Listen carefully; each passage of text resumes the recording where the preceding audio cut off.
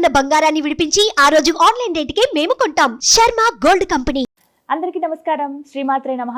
దేవీ శరన్నవరాత్రుల శుభాకాంక్షలు. ప్రస్తుతం మనతో పాటు ఉన్నారు శ్రీ శ్రీ శ్రీ ఆనంద శివకామేశ్వరి సన్నిధానం పీఠాధిపతులు శ్రీ శ్రీ శివకామేశ్వరి ఆనందమయ్య అమ్మ. మాతాజీతో మాట్లాడి ఈ నవరాత్రుల్లో ఏ రోజు ఏ రకమైన అలంకారం చేయాలి అమ్మవారికి, అలాగే ఎటువంటి నైవేద్యం సమర్పించాలి, ఏ రంగు అమ్మవారికి ప్రీతి, ఎలాంటి పుష్పాలు పెట్టాలి, ఎలాంటి నామస్మరణ మనం ఆ రోజంతా చేయాలి తెలుసుకుందాం. మాతాజీతో మాట్లాడదాం. అమ్మ నమస్కారం. శ్రీమాత్రే నమః. శ్రీమాత్రే నమః. ఎలా ఉన్నారు? బాగున్నానమ్మా. దేవీ శరన్నవరాత్రుల శుభాకాంక్షలు మీకు కూడా. నవరాత్రుల్లో 8వ రోజు అమ్మవారి అలంకారం, విశిష్టత, అలాగే అంటే అసలు ఎలా పూజించుకోవాలి అమ్మవారిని, ఏదైనా ఒక మంత్రం అంటే రోజు మేము అంటే ఆ రోజున ప్రత్యేకంగా ఉదయం నుంచి రాత్రి వరకు అలా స్మరించుకుని ఉండేలాగా, చదువుకున్న వాళ్ళైనా చదువుకోని వాళ్ళైనా ఎవరైనా సరే స్మరించుకునేలాగా చిన్న మంత్రం ఏదైనా తెలియచేయండి. ఈ రోజున అమ్మవారికి ఇష్టమైన పుష్పం, రంగు, నివేదించాల్సిన నైవేద్యం, ఇవన్నీ. యాదేవి సర్వభూతేషు విద్యారూపేణ సంస్థిత. నమస్తశ్చై నమస్తశ్చై నమస్తశ్చై నమో నమః. సరస్వతీదేవి ఇక్కడ చూడండి, ఆవిడకి ధరింపజేసేటటువంటి చీర రంగు తెలుపు. ఇక్కడ తెలుపు అంటే ఏంటి అంటే, సరస్వతి అంటే దేనికి ప్రతీక? జ్ఞానానికి ప్రతీక. అంటే అజ్ఞానం అనే చీకటిని తొలగించేటటువంటిది, మన జీవితంలో వెలుగుని నింపేటటువంటి దేవత కాబట్టి తెల్లటి రంగు ధరింపజేస్తారు. ఇది గమనించాలి. చాలా మంది తెల్లచీర కడతారు అమ్మవారికి, తెల్లచీర కట్టించేస్తున్నాం కాదు. ఎందుకు కట్టిస్తున్నాం? కాస్త కూస్త అజ్ఞానం మనలో తగ్గాలి అని. తగ్గాలి కదా. ఇది ముఖ్యంగా ముందు గమనించుకోవాల్సింది. ఆవిడకి ఇష్టమైనటువంటి ఆ రోజు పూజ చేసేటటువంటి పూలు తెల్ల కలువలు. హోమం కూడా చేస్తారమ్మా. సరస్వతి హోమంలో తెల్ల కలువలు పెడుతూ ఉంటారు. అలాగే ఆవిడకి నివేదించేటటువంటి నివేదన దధ్యోజనం పెడుతూ ఉంటారు. లేదా కొబ్బరి బెల్లం, అది అటుకులు బెల్లం కూడా పెడుతూ ఉంటారు.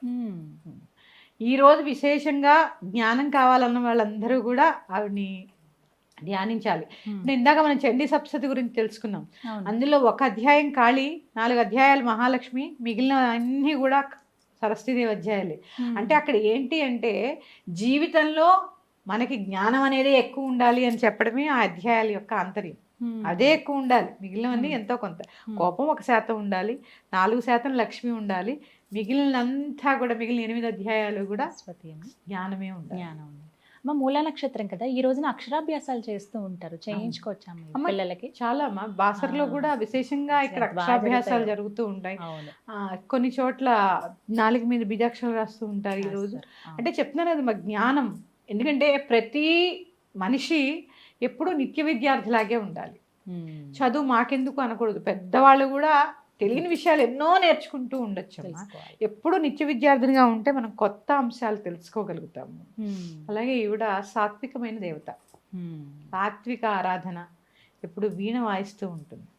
ఆవిడ వీణ పేరు కచ్చపి అనే వీణ వాయిస్తూ ఉంటుంది. ఎప్పుడు వీణానాదంలోనే ఉంటుంది. అందుకే అంటే మన యొక్క బుద్ధిని ఆ వీణలాగా ఆవిడ మీటుతూ ఉంటుంది అనమాట. మంచి బుద్ధి కలగాలి అందరికీ కూడా, మంచి జ్ఞానం రావాలి. అలాగే అమ్మ ఇక్కడి నుంచే త్రిరాత్రి వ్రతం ప్రారంభం అవుతుంది. ఎవరైతే ఈ 9 రోజులు మాల వేసుకోలే అవకాశం లేని వారు ఇక్కడి నుంచి మొదలు పెడతారు. మూలా నక్షత్రం నుంచి ఈ దీక్ష తీసుకుని 3 రోజులు దీక్షగా ఉంటారు. ఇలా కూడా చేసుకోవచ్చు. 9 రోజులు పూజ కుదరని వాళ్ళు ఈ 3 రోజులు కూడా విశేషంగా అమ్మవారిని అర్చించుకోవచ్చు. సప్తమి, అష్టమి, నవమి, విజయదశమి అంటే ఇంకా పండగే కదా. అవును, పండగే కదా. ఈ త్రిరాత్రి వ్రతము చేసుకోవచ్చు.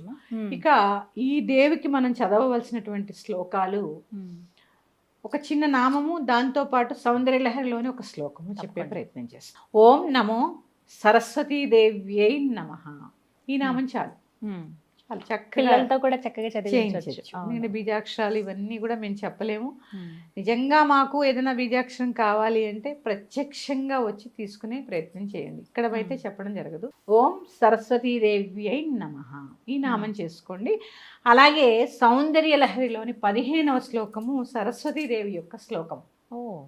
అది నేను చెప్పే ప్రయత్నం చేస్తాను. ఆ శ్లోకం కూడా సౌందర్యలహరి పారాయణ అంతా కూడా చేసుకోండి. లేదా ఈ 15వ శ్లోకమైనా చదువుకోండి. శరజ్యోత్స్నా శుద్ధాం శశియుత జటాజూట మకుటాం వరత్రాసత్రాణస్ఫటికఘటికా పుస్తకకరాం సకృన్నత్వా నత్వా కథమివ సతాం సన్నిదధతే మధుక్షీరద్రాక్షా మధురిమధురీణా పణితయః. ఈ శ్లోకం మీరు నేర్చుకొని మీ పిల్లలకు నేర్పించండి. చదువు బాగా వస్తుందమ్మా. శరజ్యోత్స్నా శుద్ధాం, జ్యోతిలాగా శుద్ధంగా ఉంటుంది. శశియుత జటాజూటమకుటం అంటే అర్థం తెలుసుకుంటే ఒళ్ళు పులకరిస్తూ ఉంటుంది. ఇప్పుడు అర్థం చాలా చెప్పాలి, అర్థం చెప్పాలంటే ఈ శ్లోకాన్ని మీరు చదవండి, మీ పిల్లలకి నేర్పించి ప్రతిరోజు చదివింపజేసే ప్రయత్నం చేయండి, తప్పులు లేకుండా. చాలా విద్య లభిస్తుంది. సౌందర్యలహరి అంటేనే ఒక మహిమాన్వితమైన గ్రంథం, అందులో మహిమాన్వితమైన శ్లోకాలు ఇవి. ఈ 15వ శ్లోకం అందరూ పారాయణ చేసుకుని, ఇందాక నేను చెప్పినటువంటి నామాన్ని చేసుకుని ప్రతిరోజు లలితా సహస్రనామం చదవడం అనేది తప్పకుండా చదివి తీరాలి. ఇంకా మేము చండీ పారాయణ చేస్తామంటే 9 ఇక్కడి నుంచి మొదలుపెట్టి మిగిలిన 3 రోజులు చేయండి. మా చండీ అవతారం వచ్చింది కాబట్టి చండీ నుంచి మొదలు పెట్టమని ఈ నవమి దాకా కూడా మహిషాసురమర్దిని దాకా చక్కగా చదువుకునే ప్రయత్నం చేయండి. ఇలాగా ఆవిడ చూడండి, సాత్వికమైన అలంకారము, సాత్వికమైన పూజ, కుంకుమార్చన, తెల్లటి పుష్పములతో అమ్మవారికి అర్చన, ఏ రోజుకి ఆ రోజు అష్టోత్తరం మనకి దొరుకుతుందమ్మా. ఈ రోజు సరస్వతి అష్టోత్తరం అలంకారాల బట్టి ఉంటుంది. ఇక్కడి నుంచి చక్కగా అంగ పూజ చేసుకోవడము, తర్వాత అష్టోత్తరం చేయడము, తర్వాత నివేదన, ఇవన్నీ కూడా నివేదనలు కూడా అమ్మా ఇక్కడ నుంచి చాలా చేయవలసి వస్తుందని నేను చెప్పాను. మీరు ఎంతవరకు అలసిపోరో అంతే చేసుకోండి. అలసిపోతే ఇవన్నీ చదువుకోవాలి. అవును, నేను దీక్షలో ఉంటాం కదా, ఆహారం కొద్దిగా తీసుకుంటూ ఉంటాము, అలసిపోతాము, నిద్ర తక్కువ ఉంటుంది. ఇవన్నీ ఆలోచించి, పైగా ఇంకో విషయం నేను చెప్తున్నానమ్మా, స్త్రీలందరూ శిరస్సు తడపవలసిన పని లేదు. అవునమ్మా, కంఠ స్నానం చాలు. ఏ దీక్ష రోజు తలకి చేయాలి అని అంటారు కదా, ఇంకా దీక్ష తీసుకున్నారు కాబట్టి ఇంకా నియమంగా ఉండాలి. లేదు, కంఠ స్నానం చాలు.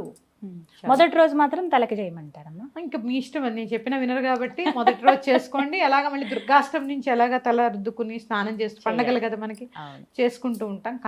ఎందుకంటే ఇది ఆరోగ్యం బాగాలేని వాళ్ళు కంఠ స్నానం చాలు. మేము తల స్నానం చేస్తామంటే నేను ఏం చేయలేదు. నేను చాలా చెప్తున్నానమ్మా, శిరస్సు ఊరికే తడపకూడదు. ఎందుకంటే మనకు చూడండి కొన్ని రోజుల్లోనే తల స్నానం చేయాలని ఉంది, పాటించాలి కదా, పాటించాలి. అందుకని ఎక్కువ తల తడపకండి, అనారోగ్యం పాలు కాకుండా దేహాన్ని కాపాడుకుని చక్కగా ఆరోగ్యంగా ఉండి అమ్మవారిని అర్చన చేసుకోండి. మళ్ళీ మరొక అవతారంతో మీ ముందుకు వస్తాను. శ్రీమాత్రే నమః. స్వస్తి. నమస్తే.